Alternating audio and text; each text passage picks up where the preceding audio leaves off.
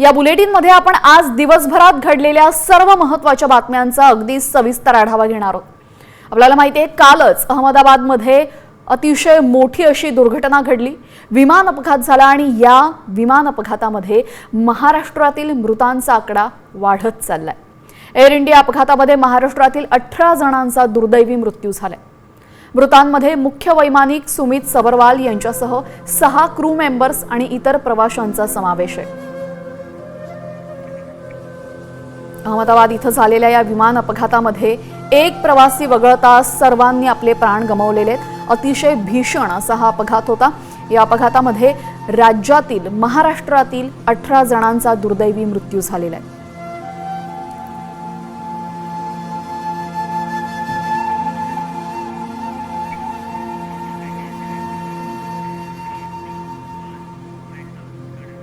अहमदाबाद विमान अपघातामध्ये महाराष्ट्रातल्या तब्बल 18 जणांनी जीव गमावलाय। यामध्ये विमानाचे मुख्य पायलट, केबिन क्रू आणि प्रवाशांचा समावेश आहे। ऐन तारुण्यात आपल्या जीवलगांना सोडून गेलेल्यावरचा हा विशेष रिपोर्ट।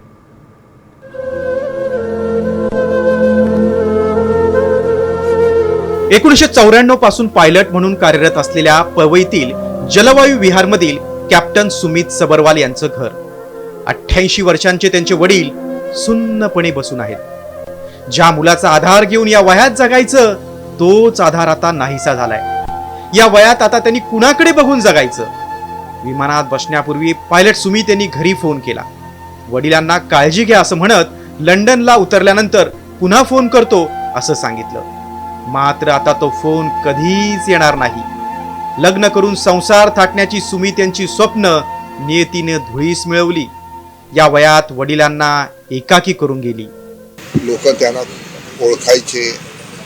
काल सोसायटीला हे झालेलं बघून खूपच धक्का लागलेला आहे आणि त्यांना त्यांच्या घरी लोक भेटायला जात आहेत हे बघून त्यांची लोकप्रियता आपल्याला लक्षात येते। बदलापूरचे दीपक पाठक गेल्या 11 वर्षांपासून एअर इंडियात काम करत होते।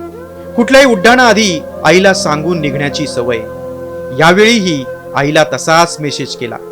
दीपक यांची आई अजूनही त्यांच्या वाटेकडे डोळे लावून बसलीये। अहमदाबाद मधल्या अपघातात क्रू मेंबर म्हणून पनवेल मधील मैथिली पाटील देखील होत्या। अपघाताच्या 1 दिवस आधी नावा गावातून मैथिली ड्युटीसाठी निघाल्या। हालाकीच्या परिस्थितीतून शिक्षण घेत मैथिली यांनी एअर इंडियात नोकरी मिळवली। त्यामुळे घरात मोठ्या असणाऱ्या मैथिलीच्या जाण्यानं घरातील कमवता हातच निघून गेलाय। हीच परिस्थिती डोंबिवलीच्या रोशनी सोनघरे यांची। रात्री सगळेजण आम्हाला कळल्यावरती सगळेजण बिल्डिंगवाले हे केलं, व्हॉट्सअप ग्रुपवरती टाकला तिचा फोटो वगैरे आणि हे तर आम्ही सगळ्या लेडीज जाणार आहोत तिथे त्यांच्या आईला भेटायला। असं मुलींना एवढं करिअर करून असं मृत्यू येणं फार वाईट आहे। दरम्यान अपघातात अपर्णा महाडिक यांचाही मृत्यू झालाय। अपर्णा या क्रू मेंबर म्हणून कार्यरत होत्या। अहमदाबादहून लंडनला निघाले। हाच अपर्णा यांच्या कुटुंबियांशी झालेला शेवटचा संवाद। दुसरीकडे जुहू कोळीवाड्यातील साईनिता चक्रवर्तीनं एअर इंडियात नोकरी मिळवण्यासाठी कठोर परिश्रम घेतले। मात्र क्रू मेंबर म्हणून काम करणाऱ्या साईनिताचा अहमदाबाद दुर्घटनेत मृत्यू झाल्यानं कुटुंबियांना अश्रू अनावर झालेत। क्रू मेंबर इराफन शेखचाही दुर्घटनेत मृत्यू झालाय। ईदच्या दिवशी पिंपरी चिंचवड शहरात आपल्या कुटुंबियांच्या भेटीसाठी आलेल्या इरफानची ही ईद शेवटची ठरेल असं त्यांच्या कुटुंबियांना कधीच वाटलं नव्हतं। काल दुपारी फ्लाईट क्रॅशची जशी न्यूज आली, व्हॉट्सअपला व्हिडिओज वगैरे यायला लागले, त्यावेळेस तर आम्हाला माहित नव्हतं। पण त्याच्या आईला, इरफानच्या आईला तो नेहमी प्रत्येक फ्लाईटच्या वेळेस कॉल करायचा की आज ह्या फ्लाईटमध्ये चाललोय। त्याचं स्वतःचं रोस्टर नेहमी पाठवायचं आईला। त्याच्या आईला इमिजिएट कळालं की इरफान याच फ्लाईटमध्ये आहे। त्यांचा फोन आला तसा मग आम्ही इथं आलो, तेव्हा कळालं की या फ्लाईटमध्ये। मग आम्ही न्यूजवर वगैरे चेक केलं। तो ह्या केबिन क्रू म्हणून जॉबला 1.5 ते 2 वर्ष झाले असतील जॉईन करून आणि वय त्याचं 22 वर्ष होतं। अहमदाबाद मधील भीषण विमान अपघातानं देशाला हादरून सोडलंय। विमान अपघातात मृत्युमुखी पडलेल्यांच्या कुटुंबियांचं दुःख व्यक्त करण्याच्या पलीकडचं आहे। ब्युरो रिपोर्ट, साम टीव्ही न्यूज।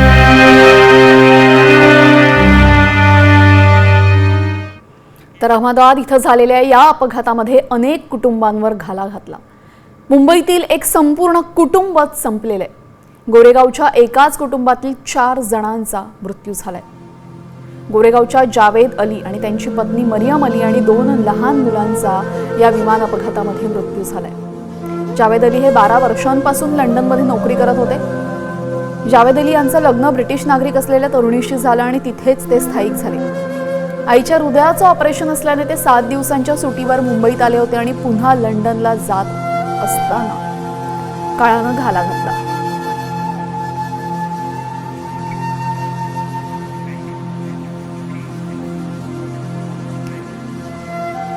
एअर इंडिया विमानाच्या अपघातानं देशाला हादरवून सोडलंय. 265 जणांचा या अपघातामध्ये मृत्यू झालाय. आपले प्रियजन गमावलेल्या कुटुंबावर दुःखाचा डोंगर कोसळलाय. कित्येकांचे संसार उद्ध्वस्त झालेत. पाहूयात त्यावरचा हा स्पेशल रिपोर्ट. मेरी बहन को दीदी का प्लेन क्रैश हो गया कहते. अहमदाबाद विमान अपघातात मृत्यू झालेल्या अंजू शर्मा यांच्या बहिणीचा हा आक्रोश हृदय पिळवटून टाकणार आहे.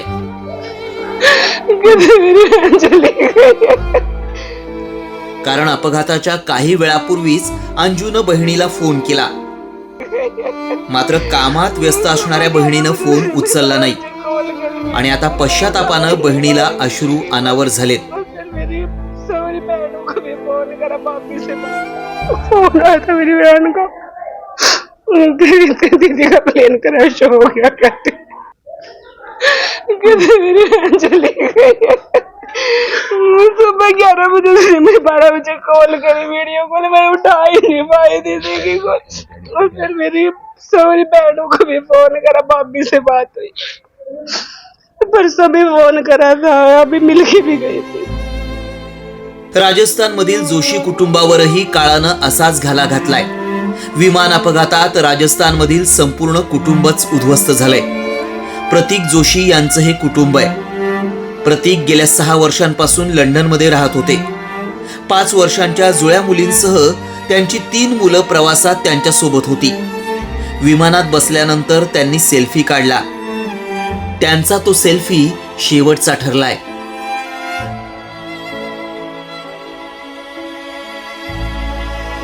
जोधपूरमधील अरबा इथली रहिवासी असलेल्या खुशबू राजपुरोहितचाही दुर्घटनेत मृत्यू झालाय. लग्नाच्या 5 महिन्यांनंतर पहिल्यांदाच खुशबू आपल्या डॉक्टर पतीला भेटण्यासाठी लंडनला जात होती. फक्त 2 दिवसांपूर्वीच तिचा पासपोर्ट तयार झाला. मात्र खुशबूची सुखी संसाराची स्वप्न अधुरीच राहिली. अपघातावेळी 21 वर्षीय एअर हॉस्टेस नगनथोई शर्मा ही एअर इंडियाच्या त्याच विमानात होती. मात्र तिचा मृतदेह अद्याप कुटुंबियांच्या ताब्यात देण्यात आलेला नाही. क्या बोलो, कुछ बोलने को कोई अध्यक्ष चलेगा तो घर में ही करेगा. कुछ न कुछ तो उसका शरीर से मिल जाएंगे ना, वो घर में ही करेगा. उसी को उम्मीद नहीं है. हाँ, इसलिए तो मेरे बड़ी बेटी उसको भेजा है ना, कुछ शरीर लेकर आने के लिए. कित्येक कुटुंबांची स्वप्न या विमान अपघातानं उद्ध्वस्त केली आहेत. जीवलग माणसं कायमची हिरावली गेली. कितीही सांत्वन केलं तरी हे दुःख कायम राहणार आहे. ब्युरो रिपोर्ट, साम टीव्ही न्यूज. अहमदाबाद येथील अपघातग्रस्त विमानाचा ब्लॅक बॉक्स आता सापडलाय. ब्लॅक बॉक्स मिळाल्यामुळे दुर्घटनेचं कारण समोर येणार आहे. विश्लेषणासाठी ब्लॅक बॉक्स दिल्लीला पाठवण्यात आलाय, तर दुसरा ब्लॅक बॉक्स अजूनही सापडलेला नाहीये. त्याचा शोध सुरू आहे. या ब्लॅक बॉक्समधूनच विमान अपघाताचं नेमकं कारण काय आहे तेही समजू शकेल.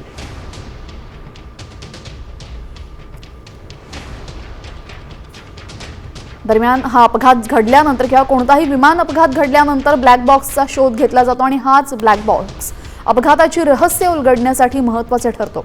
याबाबत सांगतात एव्हिएशन एक्सपर्ट अमोल यादव. पाहूयात. CVR आणि DFDR. तर CVR आणि आपण जेव्हा ब्लॅक बॉक्स म्हणतो त्याच्यात 2 बॉक्सेस असतात. एक CVR असतो, CVR म्हणजे कॉकपिट व्हॉइस रेकॉर्डर, आणि DFDR म्हणजे डिजिटल फ्लाईट डेटा रेकॉर्डर. तर CVR मध्ये गेल्या शेवटच्या 2.5 तासांची रेकॉर्डिंग असते आणि DFDR मध्ये शेवटच्या 25 तासांची रेकॉर्डिंग असते. CVR मध्ये कॉकपिटमध्ये जे काही आवाज येतात, म्हणजे वैमानिक जे एकमेकांशी बोलतात किंवा ATCशी, केबिन क्रूशी, इंजिनियरशी ज्या गोष्टी हेडफोन घालून बोलतात, किंवा मग कॉकपिटमध्ये जे लिव्हर्स वर खाली करतात, ज्यात फ्लॅप असू शकेल किंवा लँडिंग गिअर असेल किंवा अनेक त्याच्यात स्विचेस आहेत, त्या प्रत्येक स्विचचा आवाज वेगळा येतो आणि तो आवाज सगळा रेकॉर्ड होतो आणि त्याच्यावरून जे इन्व्हेस्टिगेशन टीम्स असतात ते एअरपोर्ट विमानामध्ये आतमध्ये शेवटच्या क्षणी काय चाललेलं हे समजून घेण्याचा प्रयत्न करतात. आणि डिजिटल फ्लाईट डेटा रेकॉर्डेड जो असतो त्याच्यामध्ये विमानात जे सगळे इन्स्ट्रुमेंट्स असतात त्या इन्स्ट्रुमेंटमध्ये त्या क्षणाला काय रिडिंग चालू आहे ह्या सगळ्या गोष्टी रेकॉर्ड होत असतात. अहमदाबाद विमान अपघातातील मृतदेहांची ओळख पटवण्यासाठी DNA टेस्ट करण्यात येते आणि आतापर्यंत 8 जणांची DNA टेस्ट झाली असून त्यांची ओळख पटवण्यात यश आलेले आहे. ओळख पटलेल्यांचे मृतदेह त्यांच्या नातेवाईकांना सुपूर्द करण्यात आले आहेत. आपण पाहतोय या अहमदाबाद अपघातामध्ये भीषण अपघात होता.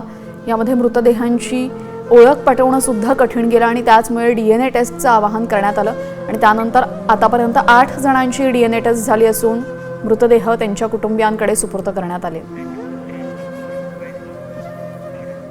अहमदाबाद विमान अपघाताची वेगवेगळी कारणं सांगितली जात आहेत.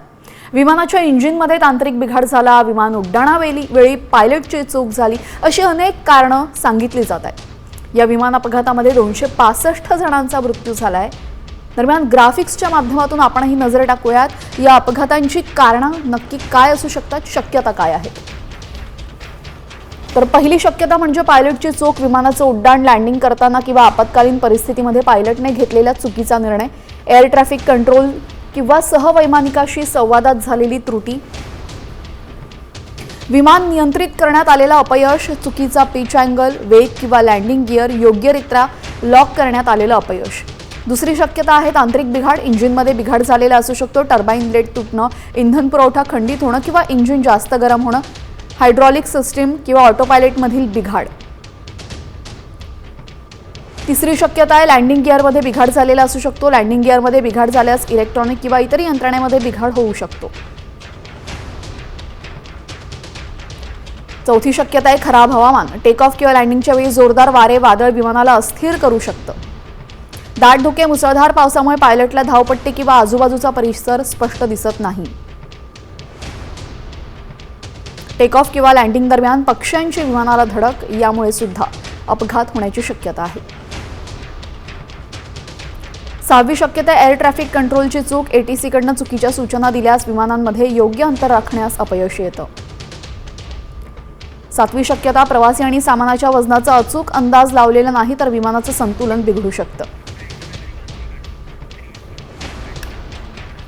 आणि यानंतर घाटकोपरमधून अत्यंत धक्कादायक बातमी समोर येते. लोकलच्या प्लॅटफॉर्ममध्ये अडकून एका प्रवाशाचा दुर्दैवी मृत्यू झालाय. ही धक्कादायक घटना घाटकोपर स्टेशनवर घडली आहे. या घटनेचा थरारक व्हिडिओ आता समोर आलाय. प्लॅटफॉर्म क्रमांक 1 वर हा प्रवासी लोकल आणि प्लॅटफॉर्ममध्ये अडकला होता.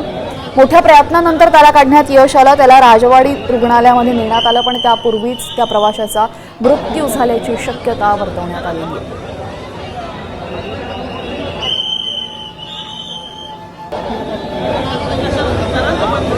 संजय जगजप्पा मातंगे असं या प्रवाशाचं नाव आहे. प्लॅटफॉर्मच्या फटीमध्ये हा प्रवासी अडकला आणि यामध्येच त्या प्रवाशाचा मृत्यू झाल्याची माहिती आता समोर येते.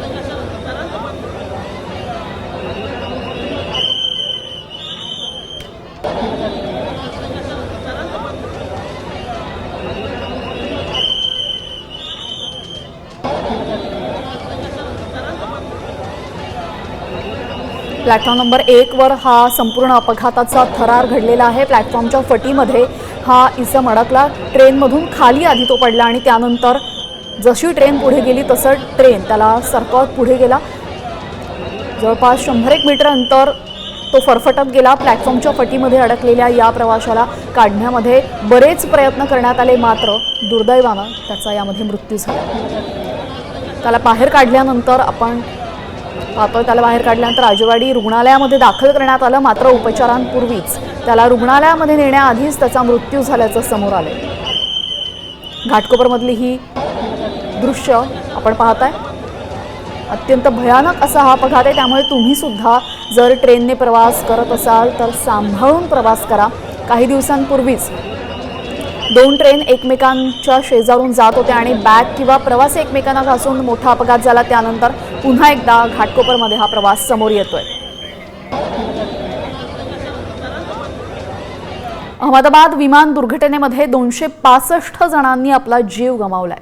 मात्र रमेश विश्वासकुमार मृत्यूच्या दाढेतून सुखरूप बाहेर पडले. विश्वकुमार कसा वाचला? अपघातावेळी नेमकं काय घडलं पाहूयात या स्पेशल रिपोर्टमधून. मेरी नजरों के सब सामने हुआ था. मेरे खुद को भी बिलीव नहीं होता कि मैं कैसे उसमें से जिंदा बाहर निकला, क्योंकि थोड़ा टाइम लिए कि तो मेरे को लगा था कि मैं भी मरने वाला हूँ. देवतारी त्याला कोण मारी ही म्हण अहमदाबाद विमान अपघातानंतर खरी ठरली. या दुर्घटनेमध्ये 265 प्रवाशांना आपले प्राण गमवावे लागले. हृदयाचा थरकाप उडेल असं भीषण वातावरण घटनास्थळी होतं. मात्र अपघाताच्या काही वेळानंतर रस्त्यावरून चालत जाणारा एक व्यक्ती दिसला. ही व्यक्ती म्हणजे विमान अपघातातून बचावलेले रमेश विश्वास कुमार. दैव बलवत्तर असेल तर कसा चमत्कार घडू शकतो त्याचं मूर्तिमंत उदाहरण विश्वास कुमार यांच्या रूपानं पाहायला मिळालंय. सीट नंबर 11A वर बसलेले रमेश मृत्यूच्या दाढेतून कसे सुखरूप बाहेर पडले, अपघातावेळी नेमकं काय झालं याची धक्कादायक माहिती त्यांनी दिली आहे. टेक ऑफ के बाद 1 मिनट के अंदर ही जब टेक ऑफ हुआ ना तो सडनली 5-10 सेकंड कैसे लगा जैसे स्टक हो गया वो. बाद में से मेरे को लगा कि कुछ हुआ. बाद में प्लेन में लाइट ऑन हो गई, ग्रीन और वाइट. बाद में वो पता नहीं वो प्लेन टेक ऑफ ज़्यादा करने के लिए वो रेस तो बोलते हैं क्या, रेस दिया होगा ऐसा कुछ, और सीधा स्पीड में ही घुस गया जहाँ वो क्या था वो हॉस्टल था एक हॉस्पिटल का. हाँ, हॉस्टल में. अपघातानंतर विश्वास कुमार यांनी आपल्या डोळ्यात देखत 2 एअर हॉस्टेसना जळताना पाहिलं.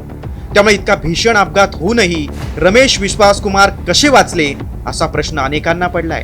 त्यात आता खुद्द विश्वास कुमार यांनीच आपबीती सांगितली आहे. लेकिन जब मेरी आँख खुल के मैं देखा ना तो मुझे लगा मैं जिंदा हूँ. तो मैंने ट्राई किया, जब मेरी सीट थे वो मेरी बेल्ट निकाला, मैंने वो ट्राई किया जहाँ से निकल सकता वहाँ से, तो मैं निकल गया वहाँ से. मेरे सामने नजरों के सामने एयर हॉस्टल और दूसरे आंटी अंकल सभी उसमें मेस हो गए थे सभी. तो मुझे दूसरे के बारे में मेरे को पता नहीं, लेकिन मैं जहाँ लैंड हुआ था ना वो नीचे की साइड थी. तो जब वहाँ थोड़ा पेस भी था प्लेन के जब बाहर, तो जब जैसे मेरा डोर टूटा ना सब, तो मैंने देखा ना जब सामने कि थोड़ा इधर पेस है, तो मैं ट्राई कर सकता हूँ निकलने के लिए. तो मैंने ट्राई किया निकलने के लिए, तो फिर मैं निकल गया उधर. फिर भी मेरे पता नहीं मैं कैसे बसा हूँ, क्योंकि मेरी नज़र के सामने ही सब 2 एयर हॉस्टल वो अंकल आंटी सब उधर ही सब. आप पैदल चल के आए वहाँ से निकल के? हाँ. और थोड़ा जब आग लगी ना मेरा लेफ्ट हैंड भी जल गया थोड़ा. फिर एम्बुलेंस मेरे को उठा लेके इधर आया हॉस्पिटल में. भारतीय वंशाचे ब्रिटिश नागरिक असणारे रमेश 11A नंबरच्या सीटमुळे वाचले असं बोललं जातंय. त्यामुळे या सीटचं वैशिष्ट्य काय आहे ते पाहूया. अहमदाबाद विमान दुर्घटनेमध्ये फक्त एक प्रवासी बचावला. रमेश विश्वकुमार हा प्रवासी 11A सीट नंबरवर बसला होता. ही सीट विमानाच्या एक्झिट दाराजवळ होती. ही सीट विमानात इकॉनॉमी क्लासमध्ये होती.